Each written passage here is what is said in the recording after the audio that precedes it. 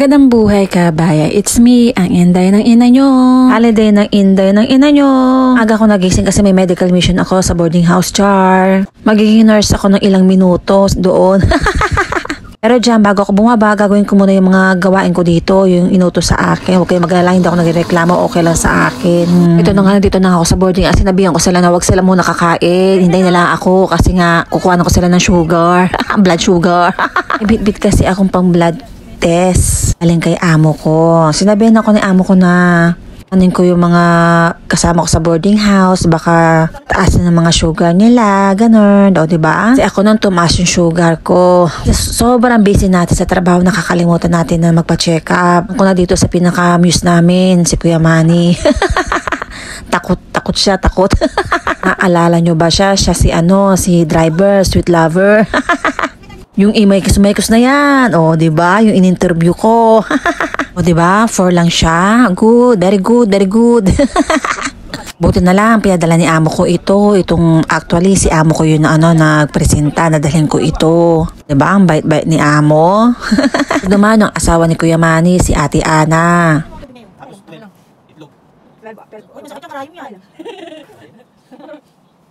Hindi siya gaano masakit na kasi Pinas, grabe yung karayo. 3. O, diba? Hindi siya sweet. Kailangan niya maging sweet. Ito naman, si Nanay Shona, isa sa mga nanay-nanayon ko dito sa boarding house. Nagulat ako sa kanyang blood sugar.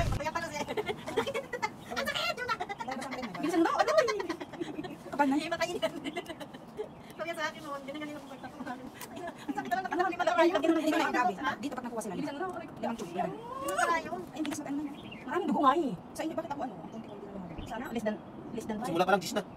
Pababa ng pababa. 8.5 ang kanyang blood sugar.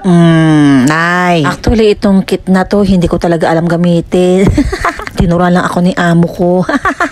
Una, pangalawa, pangatlo, siya ang nagtuturok sa akin. Kinukuhanan niya ako hanggang sa tuto ako. Sa ating mga kababayan ha, kung may time kayo, magpa-check up po kayo. Para alam natin kung okay lang ba ang sugar natin. Minsan hindi natin namamalayan na mataas na pala. May mga free medical mission dito sa Hong Kong, lalo na pag OFW tayo. Dahil hinihintay ko pa yung iba, ako na muna. Observe lang. Nasanay na ang Inday ng ina nyo. 8.5. Congrats na. Keep it up. Good na eh. Bawas ba? Di ba ilang araw ilang gabi kang hindi nag-cook? At masakit na lang muna ng gabi. Ha? Very good!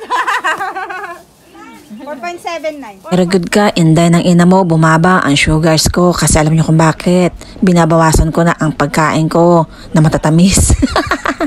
Maalala nyo, nagpa-test ako doon sa program nila kapatid Brian at si Madam Mocha, di ba may medical mission doon. Grabe, ang taas noon. Nasa 7.8 ata yun. Muntik na maging 8. Tayo mga OFW dito sa abroad, ingatan natin ang ating sarili ha.